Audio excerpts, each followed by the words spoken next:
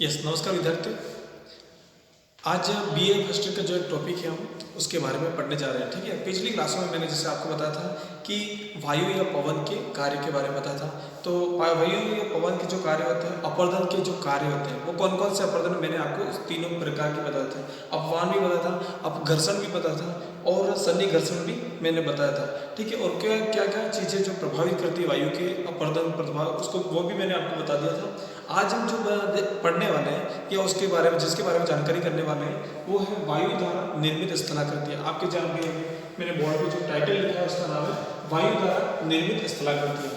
ठीक है, हम इसी के बारे में आज पढ़ेंगे। ठीक है, कुछ मैंने स्थलाकृतियाँ बनाई भी हैं और कुछ कारण से आपको नहीं दिख रही हो, लेकिन मैं इसको पीडीएफ के माध्यम से भी भेज दूँगा। प्लस इसको मैं आपको आसानी से समझाने की कोशिश करूँगा, आप समझना। ठीक है, चलो हम बात करते हैं। यहाँ पे सबसे पहले मैंने वायु द्वारा निर्मित स्थलाकृतियाँ किसे कहते हैं, पहला प्रश्न हमारा ये बनता है। तो वायु से जो भी निर्मित स्थलाकृतियाँ बनी है, चाहे सन्निघर्षण से बनी हो, चाहे अपघर्षण से बनी हो, चाहे अपवहन से बनी हो, ये सारी स्थलाकृतियाँ जो होती है वो किसके द्वारा होगी? वायु द्वारा निर्मित स्थलाकृतियाँ। आज हम जो देखने वाले सिर्फ और सिर्फ हवा के या वायु द्वारा निर्मित स्थलाकृतियाँ, उनके बारे में ही आज अध्ययन करेंगे। ठीक है, तो ये तो मैंने बता दिया वायु द्वारा जो स्थलाकृतियाँ निर्मित होती है। स्थल आकृतियाँ, जो स्थल आकृतियाँ जो निर्माण होती है या निर्मित होती है वो वायु द्वारा होती है। और ये कौन कौन सी होती है, किस प्रकार से होती है, कहाँ होती है, वो मैं आपको समझाने वाला हूँ। ठीक है, सबसे पहले हम बात करेंगे। यहाँ पे मैंने सबसे पहला नंबर लिखा है तिफल शिलालेख। क्या लिखा है? तिफल। तिफल मतलब 3 प्रकार। ठीक है, यहाँ पे मैंने कुछ लाइन भी लिख रखी है ताकि आपको समझने में आसानी रहती। पत्थर के 2 टुकड़े ढलानों पर विविध प्रकारों में एकत्रित होते हैं। क्या होते हैं? पत्थर के 2 टुकड़े विविध प्रकारों में एकत्रित होते हैं। उनके किनारे नुकीले या तिकोने होते हैं। नुकीले या तिकोना हो जाता है। जैसे आपको बता दूं, ये नुकीला भाग हो गया। ठीक है, ये साइड में जो मिट्टी के कटाव था वो कट चुकी है। जो कमजोर सेल थी वो क्या हो गई? कट गई। और इसके बाद जो मजबूत या कठोर चट्टान होती है वो बीच में रह जाती है तिकोने भाग को, उसको क्या कहते हैं? तिफल कहते हैं। ठीक है, आपको समझ में आ गया होगा। जैसे पत्थर के ये टुकड़े ढलानों में विभिन्न प्रकार से एकत्रित हो जाते हैं। फिर क्या होता है? जैसे जैसे पानी बहा होता है, मिट्टी आपस में पत्थर कंकड़ जो भी है आपस में टकराने से एक तिकोना भाग का क्या होता है? निर्माण हो जाता है। इसको हम क्या कहेंगे? तिफल शिलाखंड कहेंगे। ठीक है, शैलखंड यानी पत्थर का टुकड़ा, शैलखंड। आप समझ गए होंगे इसको। इनके किनारे क्या हो जाता है? नुकीले या तिकोने हो जाते हैं।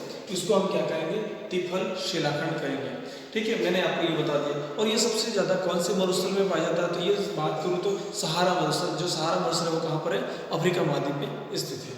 ठीक है, हम दूसरे नंबर की बात करेंगे यहाँ पर गारा या छत्रक। गारा या छत्रक क्या होता है? ठीक है, इसी का नाम दूसरा है वो है छत्रक। अफ्रीका के मरुस्थल में, अफ्रीका जो के मरुस्थल में जो भी ये निर्मित आकृति होती है उसको क्या कहते हैं? गारा कहते हैं।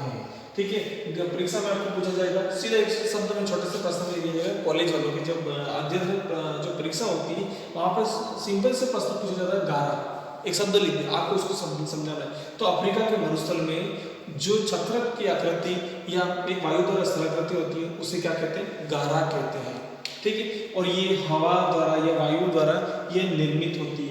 ठीक है, इसके बारे में मैं आपको समझाने वाला हूँ। इसकी जो आकृति होती है वो एकदम कैसी होती है? छत्रक जैसी होती है। कैसी होती है? छत्रक जैसे। मैंने आपके सामने एक आकृति बना रखी है। अब जिस प्रकार से एक पूरी चट्टान होगी, चट्टान जैसे हवा बार बार टकराएगी तो क्या होगा? आपस की मिट्टी का जो कटने लगेगी। क्या हो जाएगी? कटने लगेगी। जो कमजोर भाग होता होगा वो कटते कटते जो मजबूत भाग होगा या कठोर भाग होगा वो रह जाएगा। उसको हम क्या कहेंगे? उसको हम कहेंगे छत्रक। एक छत्रक के रूप में खड़ा हो जाता है, उसको क्या कहते हैं? छत्रक कहते हैं। ठीक है, थोड़ी सी इसकी आकृति होती है वो भी छत्रक जैसी होती है। ठीक है, इसको हम क्या कहेंगे? छत्रक कहेंगे। ये वायु द्वारा मिट्टी के कटाव के कारण एक जो आकृति का निर्माण होता है उसे हम क्या कहेंगे? गारा या छत्रक कहते हैं। और जैसे अगर बात करें तो 2 मीटर की ऊंचाई तक सबसे अधिक बालू कण पवन में बहते हैं। ठीक है, मैंने आपको ये बता दिया कि पवन में बहते हैं, अतः ये सबसे अधिक कटाव भी करते हैं। और अधिक ऊंचाई पर बालू के कण कम महीन और अधिक मिलते हैं। इसी धरातल के समीप आकर बहते हैं। इसी कारण से इसे काटने की शक्ति जो होती है कम रहती है। लंबे समय में ऐसे गारा का निचला भाग ग्रीवा नष्ट भी हो जाता है। कभी कभी जिससे क्या होता है कि जैसे मिट्टी बार बार कटती जाती है, अगर इस भाग में अगर बार बार कटती जाएगी तो क्या हो जाएगा? ये भाग जिस दिन पतला हो जाएगा ये यहाँ से नष्ट हो जाएगा। फिर एक समय आएगा वजन के खातिर जो वजन के कारण क्या हो जाएगा, नीचे गिर सकता है और ये क्या हो जाएगा, छत्र का शिलाखंड जो होगा वो नष्ट हो जाएगा।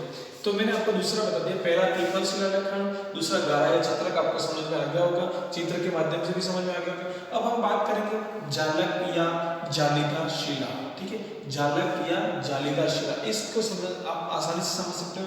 ऐसी कठोर चट्टान जो जालीनुमा आकृति का निर्माण हो जाता है। क्या होता है, वायु बार बार चलती है तो क्या होता है, जो कठोर चट्टान होती है वो रह जाती है और जो कोमल चट्टान होती है वो हवा के साथ बहने लगती है। तो क्या हो जाएगा, फिर वहां से जो जालीनुमा आकृति बन जाएगी, उसको हम क्या कहेंगे, जालीनुमा कहते हैं। और ये जालीनुमा आकृति वायु द्वारा निर्माण होता है। आपको प्रश्न ये भी पूछा जाएगा, जालक या जालीदार शिला किससे निर्मित होती है, तो आपको याद रखना ये वायु या पवन द्वारा निर्मित होती है। ये जल द्वारा या हिमक्रद या हिमानी द्वारा या हिमोर द्वारा निर्मित नहीं होता है। हमें इसके बारे में ये याद रखना है। जैसे मैंने आपको इसके बारे में और बता दिया, कुछ जानकारी और छोटी सी मैं बता देता हूँ। ये चट्टानों की संरचना, ये कठोरता में अंतर पाया जाता है। इसमें क्या होता है, अंतर कठोरता में और कोमलता जो होती है इसकी संरचना होती है, उसमें एक अंतर पाया जाता है। उनमें मुलायम चट्टानी भाग शीघ्र घिस जाते हैं। मैंने आपको बताया, जो मुलायम या कमजोर होंगे वो तो ऑलरेडी खत्म हो जाएंगे, जो मजबूत होगा वो भाग बचेगा, ठीक है। कभी कभी वर्षा होने पर रासायनिक अपरदन के होने से छेद बड़े होते हैं और रोकी पर्वतीय जो क्षेत्र है वहां पर सबसे अधिक इस प्रकार के स्थलाकृतियां देखी गई है।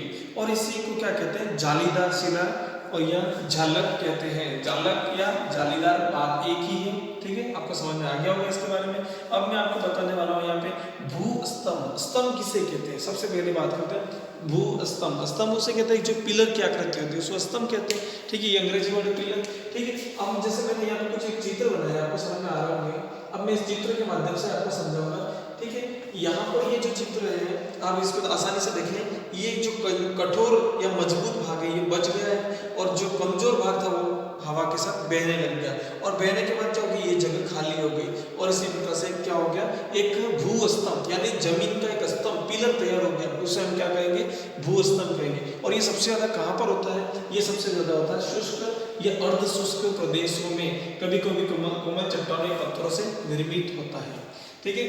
कठोर चट्टान होगी वो बच जाएगी और कोमल चट्टानें हवा के साथ बह जाएगी, कटते कटते और एक पिलर की तरह खड़े हो जाएंगे, ठीक है। और ये हमेशा सूखे भाग में, आर्द्र भाग में कभी भी इस प्रकार से कटाव नहीं होगा और ना ही इस प्रकार की आकृति बनेगी। वो जो आकृति बनेगी वो एक अलग प्रकार की आकृति बनेगी, ठीक है। उसके बारे में नेक्स्ट जो क्लास होगी उसमें हम आपको बताएंगे। ये मैंने आपको बताया भू स्तंभ के बारे में, भू स्तंभ से जो आकृति निर्मित होती है।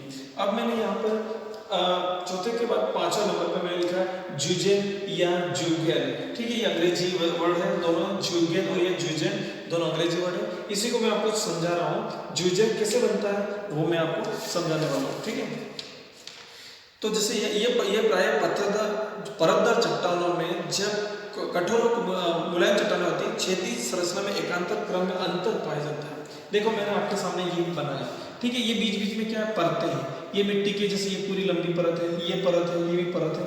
तो उसमें क्या होता है, जहाँ जैसे ये कठोर भाग बच गया, जैसे मैं आपके सामने आपको ब्लैक कर रहा हूँ इसको, ये जो भाग है वो क्या होगा, बच गया और जो मुलायम भाग था वो मिट्टी हवा के साथ बहने लग गया और बहने के कारण से एक जो स्थलाकृति निर्माण हुई उसे क्या कहेंगे, ज्यूजेन या ज्यूगेन कहेंगे, ठीक है। आपको समझ में आ रहा होगा। जो कमजोर भाग होता है वो बह जाता है और जो कठोर भाग बच जाता है और जो इसके द्वारा एक आकृति का निर्माण होता है उसको क्या कहते हैं, ज्यूजेन कहते हैं, ठीक है। आपको समझ में आ गया, ज्यूजेन या ज्यूगेन प्रश्न पूछा जा सकता है तो आपको इसके बारे में लिखना है। और वायु द्वारा निम्न स्थलाकृतियों के विभिन्न स्थलाकृतियों का वर्णन कीजिए या उनके चित्र द्वारा भी समझा सकते हो आप। परीक्षा में ऐसा पूछा जाए तो आप आराम से बना सकते हो, कोई दिक्कत नहीं रहेगी आपको, ठीक है। और ये सहारा जो मरुस्थल है वहां पर इस प्रकार के देखा जाता है। और ये ज्यूजेन जो शब्द है वो सहारा अफ्रीका मरुस्थल में जो है वहां पर सबसे ज्यादा बोला जाता है ये शब्द, ठीक है। इसके बाद मैंने आपको बताया यार्डंग आपको कुछ मेंढक जैसी आकृति दिख रही होगी, ये मेंढक नहीं, वास्तव में ये क्या है, एक चट्टान द्वारा निर्मित एक स्थलाकृति है, ठीक है। अब मैं इसके लिए समझा देता हूँ। वही क्रियाविधि जब पवन बहती है या वायु बहती है, जो कमजोर चट्टान होती है, जो कमजोर भाग होता है वो धीरे धीरे हवा के साथ अफवाहन सन्नी घर्षण जो भी माध्यम है उसके माध्यम से क्या होगा, ये बहता जाएगा। जब बहने लगेगा ना तब क्या हो जाएगा, जो मजबूत भाग होगा वो क्या हो जाएगा, रह जाएगा और रहने के बाद एक यार्डंग का निर्माण होगा। क्या होगा? यार्डंग का निर्माण होगा। ये यार्डंग एक विदेशी शब्द है, भारतीय शब्द होते तो कुछ अलग नाम होते हैं, लेकिन ये विदेशी शब्द है इस वजह से। और ये आकृति इस प्रकार से बनती है, इसको हम क्या कहेंगे? यार्डंग कहेंगे। और कुछ बातें और मैं बताता हूँ यार्डंग के बारे में।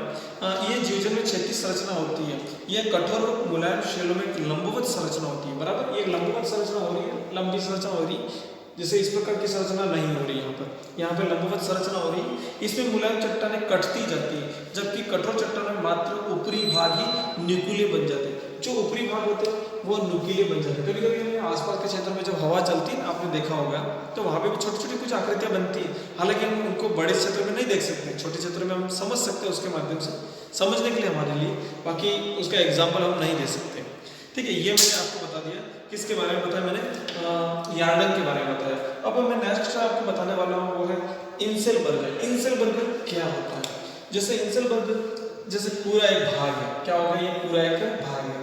अब इसमें ये क्या मजबूत या कठोर चट्टान है? कैसी चट्टान है? मजबूत या कठोर चट्टान। और ये परतदार होगी, लेकिन बार बार तेज हवा, तेज पवन जो चली, उसके कारण से जो कमजोर भाग था वो धीरे घिसता गया, सन्निकर्षण हुआ, अपघर्षण हुआ, और फिर धीरे धीरे करते करते एक आकृति का निर्माण हुआ। उसे हम क्या कहते हैं? इंसेलबर्ग कहते हैं। क्या कहते हैं? इंसेलबर्गर। ठीक है, इंसेलबर्ग के बारे में मैं कुछ बातें बताता हूँ। इसको द्विपाद गिरी भी कहते हैं। क्या कहते हैं? द्विपाद गिरी। बराबर, आपको ये गिरी, गिरी का मतलब पहाड़, एक पहाड़ की आकृति होती है। ठीक है, इसलिए इसको क्या कहते हैं? द्विपाद गिरी कहते हैं। रेत के समुद्र में इन्हें द्वीप की तरह देखा जाता है। किसकी तरह? द्वीप की तरह। अगर ये रेत इसमें जमा तो ये रेत जम गई तो ये छोटे छोटे भाग दिखेंगे, तो क्या द्वीप जैसे दिखेंगे, इसलिए इनको क्या कहते हैं? द्वीप कहते हैं। ठीक है, अब इन्हें चट्टानी संरचना सामान्यतः लंबवत होती है। इनकी जो संरचना होती है इनकी भी लंबवत होती है, छोटे छोटे भागों में नहीं दिखता, इसलिए इसकी संरचना जो होती है वो लंबवत होती है। दक्षिण अफ्रीका की तीन बहनें भी कहा जाता है इस क्षेत्र को। ये प्रश्न पूछा जाता है, तीन बहनें किसके अंतर्गत कहा गया है? तो इंसेलबर्ग के अंतर्गत कहा गया है। और ये अफ्रीकी वर्ड है इंसेलबर्ग भी। ठीक है, आपने एक वहाँ की राजधानी का नाम सुना होगा, जोहानसबर्ग, तो उसी प्रकार से मिलता जुलता शब्द है ये, इसलिए आपको समझ में आ जाएगा ये अफ्रीका, दक्षिण अफ्रीका महाद्वीप है, या अफ्रीका महाद्वीप का शब्द है ये। ठीक है, और मैंने बता दिया आपको दक्षिण अफ्रीका की तीन बहनें, इंसेलबर्ग वहाँ के मरुस्थल का विशेष एक उदाहरण है। ठीक है, अगली हम बात करें पवन गर्त। जो एक गर्त का वायु द्वारा एक निर्माण होता है उसे क्या कहते हैं? गर्त कहते हैं। ठीक है, जो मजबूत भाग होगा वो साइड में होगा, और जो कोमल भाग होगा वो बीच में होगा। तो वो जैसे जैसे हवा लगेगी या हवा के खातिर क्या हो जाएगा? कटाव होगा, कटाव के बाद क्या हो जाएगा? धीरे धीरे समाप्त हो जाएगा, एक नई आकृति का निर्माण होगा, उसे हम क्या कहेंगे?